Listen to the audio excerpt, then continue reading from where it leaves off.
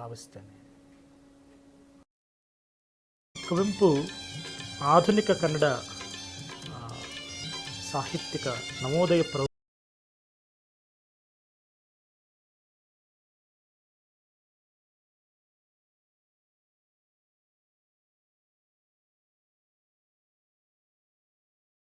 ವಿವರಿಸ್ಬೋದು ಅಂತ ನಾನು ಭಾವಿಸ್ತೇನೆ. ಲಾಂಜನೆಸ್ ತನ್ನ ಕೃತಿ ಆನ್ ದಿ ಸಬ್ಲೈಮ್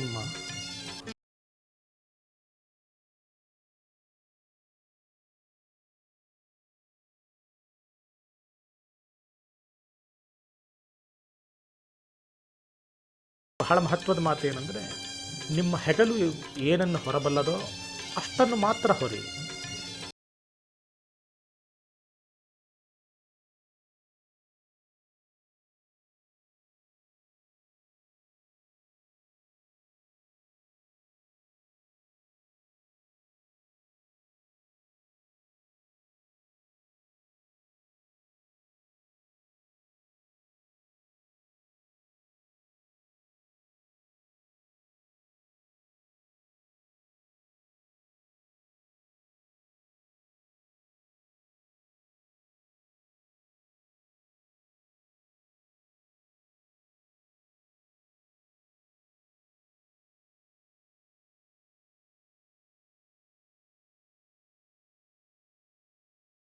ಮಹಾದಾರ್ಶನಿಕ, ಹೀಗೆ ಅನೇಕ ಆಯಾಮಗಳಿಂದ ಕುವೆಂಪುವನ್ನು ನೋಡುವ ಕೆಲಸವನ್ನು ಕನ್ನಡ ಸಾಹಿತ್ಯ ಚರಿತ್ರೆ.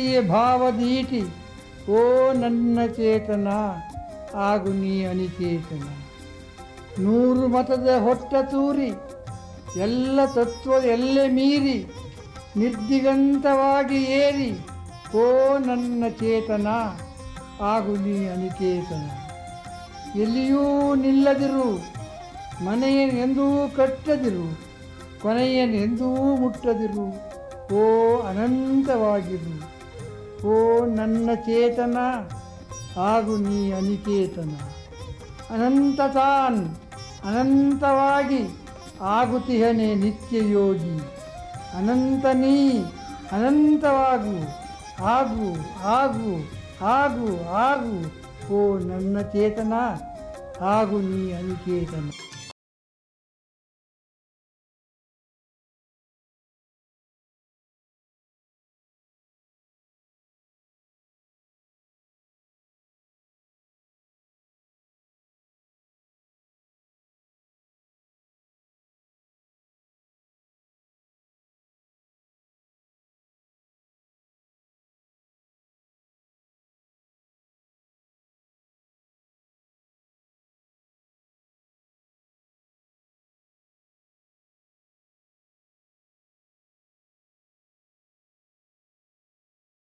ಅದರ ಪದಶಃ ಅರ್ಥಕ್ಕೆ ಅನ್ವಯವಾಗುವ ಹಾಗೆ ಮಹಾಕವಿ ಅಂತ ಕರೆಸಿಕೊಂಡದ್ದು ಕುವೆಂಪು ಮಾತ್ರವೇ.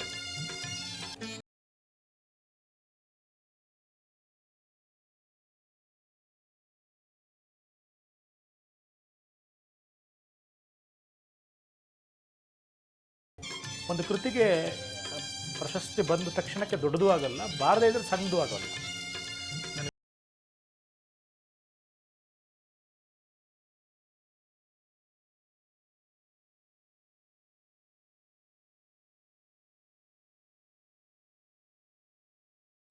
ಟಾಲ್ಸ್ಟಾಯ್ ಜಗತ್ತಿನ ಲೇಖಕರ ಲೇಖಕ, ಅದು ಟಾಲ್ಸ್ಟಾಯ್ಗೆ ಯಾವ ನೋಬೆಲ್ಗೂ ಬಂದಿರಲಿಲ್ಲ. ಅದರ ಅರ್ಥ ಏನು ಅಂದರೆ, ಯಾವುದಾದ್ರೂ ಒಬ್ಬ ಕವಿಗೆ ತನ್ನ ಸಾಹಿತ್ಯ ಕೃತಿಯಿಂದ ದೊಡ್ಡನಾಗ್ತಾನೆ ಹೊರತು ತನ್ನ ತಲೆಮಾರುಗಳು ದಾಟಿದ ನಂತರವೂ ಒಬ್ಬ ಕವಿಯನ್ನು ಬಹಳ ಗಂಭೀರವಾಗಿ ಒಂದು ಸಾಹಿತ್ಯ ವಲಯ, ಸಹೃದಯ ವಲಯ ಗಮನಿಸ್ತದೆ ಅನ್ನೋದು ಅಷ್ಟೇ ಮುಖ್ಯವೇ ಹೊರತು ಅವರು ಬದುಕಿರುವ ಕಾಲದಲ್ಲಿ ಅವರು ಎಷ್ಟು ಪ್ರಸಿದ್ಧಿಯನ್ನು ಹೊಂದಿದರು ಅನ್ನೋದು ಮುಖ್ಯ ಅಲ್ಲ. ಹಾಗೆ ಒಂದು ಸಣ್ಣ ಮಹಾಕಾವ್ಯದ ವಿಷಯಗಳನ್ನು ಪ್ರಸ್ತಾಪ ಮಾಡೋದಕ್ಕೆ ಮೊದಲು ಒಂದು ಸಣ್ಣ ವಿಷಯವನ್ನು, ಕುವೆಂಪುದೇ ವಿಷಯವನ್ನು ತಮ್ಮ ಮುಂದೆ ವಿವರಿಸೋಕ್ಕೆ ಬಯಸ್ತೇನೆ. ಅವರು ಮೊದಲ ಬಾರಿಗೆ ಕಾನೂರು ಸುಬ್ಬಮ್ಮ ಹೆಗ್ಗಡತಿಯ ಕಾದಂಬರಿಯನ್ನು ಬರೆದಾಗ ಅದನ್ನು ಪ್ರಕಟಿಸಬೇಕಾದ ಪ್ರಕಾಶಕರು ಆ ಕೃತಿಯನ್ನು ಪ್ರಕಟಿಸೋದಕ್ಕೆ ಹಿಂಜರಿದರು. ಅವ್ರ ಕಾವ್ಯಗಳನ್ನು ಮಾತ್ರ ಅದುವರೆಗೆ ಪ್ರಕಟಿಸ್ತಾ ಇದ್ದರು. ಸ್ವತಃ ಪ್ರಕಾಶನವನ್ನು ಕುವೆಂಪು ಆರಂಭಿಸೋದಕ್ಕೆ ಅದೊಂದು ಸಣ್ಣ ಕಾರಣ ಆಯಿತು. ಆ ಕಾದಂಬರಿಯ ಬೃಹತ್ ಕಾದಂಬರಿಯನ್ನು ಪ್ರಕಟಿಸೋದಕ್ಕೆ ಅವ್ರು ಹಿಂಜರಿಯೋದಕ್ಕೆ ಮುಖ್ಯವಾದ ಕಾರಣ ಏನು ಹಾಗೆ ಅಂದರೆ, ಇಷ್ಟು ದೊಡ್ಡ ಕೃತಿಯನ್ನು ಕನ್ನಡದ ಓದುಗರು ಓದೋಕ್ಕೆ ಸಾಧ್ಯ ಇಲ್ಲ, ಆದ್ದರಿಂದ ಇದನ್ನು ಸಂಕ್ಷಿಪ್ತಗೊಳಿಸಿ ಹಾಗೆ ಅಂತ. ಆದರೆ ಕುವೆಂಪು ಹೇಳಿದರು, ನಾನು ನನ್ನ ಕಾದಂಬರಿಯನ್ನು ಸಂಕ್ಷಿಪ್ತಗೊಳಿಸೋ ಪ್ರಶ್ನೆನೇ ಇಲ್ಲ, ನಾನೇ ಪ್ರಕಟಿಸ್ತೇನೆ ಹಾಗೆ ಅಂತ ಅದನ್ನು ಪ್ರಕಟಿಸಿದರು. ಆದರೆ ಈ ಹೊತ್ತು ಅವರ ಎರಡೂ ಕಾದಂಬರಿಗಳು, ಅದು ಕಾನೂರು ಸುಬ್ಬಮ್ಮಯ್ಯ ಗೆಳತಿಯಾಗಿರಲಿ, ಅದು ಮಲೆಗಳಲ್ಲಿ ಮದುಮಗಳು ಕಾದಂಬರಿಯಾಗಿರಲಿ, ಆ ಎರಡೂ ಕಾದಂಬರಿಗಳನ್ನು ಕುರಿತು ಇನ್ನು 100 ವರ್ಷ ಹೋದರೂ ಅದರ ಬಗ್ಗೆ ಗಾಢವಾದ ಚಿಂತನೆ ಕನ್ನಡದಲ್ಲಿ ನಡೆಯುತ್ತೆ. ಯಾಕೆಂದರೆ ಆ ಎರಡೂ ಕೃತಿಗಳು ಒಟ್ಟು ಕನ್ನಡದ ಮನಸ್ಸನ್ನು ಗಾಢವಾಗಿ ಪ್ರಭಾವಿಸಿದ ಮಹೋನ್ನತ ಕೃತಿಗಳು.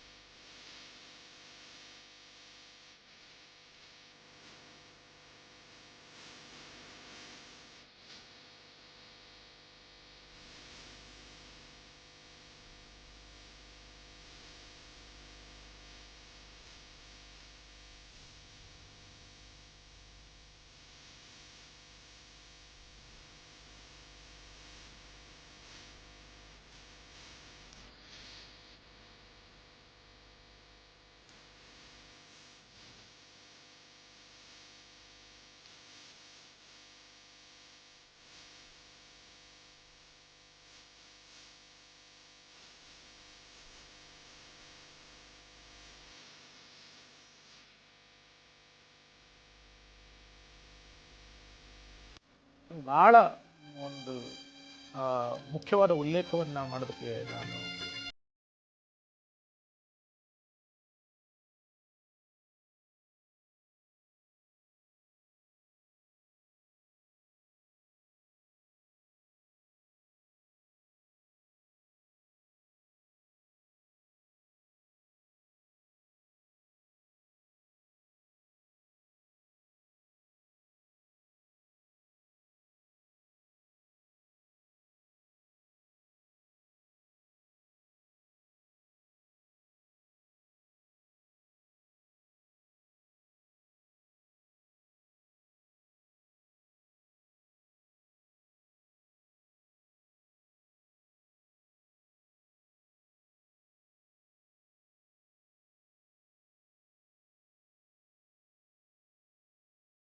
ಜ್ಞಾನಪೀಠ ಪ್ರಶಸ್ತಿಗೆ ಭಾಜನವಾದ ಕೃತಿ ಅದು.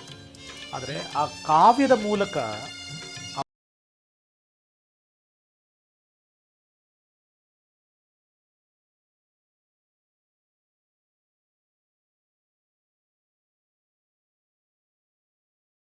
ಅನೇಕ ಕೃತಿಗಳು ರಾಮಾಯಣದ ಮೇಲೆ ಬಂದಿತ್ತು. ಆದರೆ ಕುವೆಂಪು 19ನೇ ಶತಮಾನದ ಅಂತ್ಯಭಾಗಕ್ಕೆ ಅಥವಾ 20ನೇ ಶತಮಾನದ ಆರಂಭದ ಭಾಗಕ್ಕೆ ಅಂಥದ್ದೊಂದು ಮಹಾಕಾವ್ಯವನ್ನು ಯಾಕೆ ಬರೀಬೇಕಾಯಿತು ಹಾಗೆ ಅಂತ. ಅದರ ಶೀರ್ಷಿಕೆಯನ್ನು ಸುಮ್ಮನೆ ಗಮನಿಸಿದರೆ ನೀವು ಅದು ಶ್ರೀರಾಮಾಯಣ ಹಾಗೆ ಅಂತೇನಿಲ್ಲ, ಅದು ಶ್ರೀರಾಮಾಯಣ ದರ್ಶನಂ ಹಾಗೆ ಅಂತ. ಕುವೆಂಪು ಅವರಿಗೆ ಕೊಟ್ಟ ಸಾಹಿತ್ಯದಲ್ಲಿ ಮತ್ತೆ ಮತ್ತೆ ಕಾಣಸಿಗುವ ಅವರ ತತ್ವಜ್ಞಾನದ ಪರಿಭಾಷೆಯಲ್ಲಿ ಹೇಳೋದು ದರ್ಶನ ಅನ್ನೋದಿದೆಯಲ್ಲ, ಅದು ಕುವೆಂಪುನ ಗಾಢವಾಗಿ ಪ್ರಭಾವಿಸಿದ ಒಂದು ಶಬ್ದ ಅದು. ಅವರ ಒಟ್ಟು ವಿಮರ್ಶೆಯಲ್ಲೂ ಮತ್ತೆ ಮತ್ತೆ ಅವರು ದರ್ಶನದ ಬಗ್ಗೆ ಮಾತನಾಡ್ತಾರೆ, ಅವರ ಕಾವ್ಯದಲ್ಲೂ ದರ್ಶನದ ಬಗ್ಗೆ ಮಾತನಾಡ್ತಾರೆ.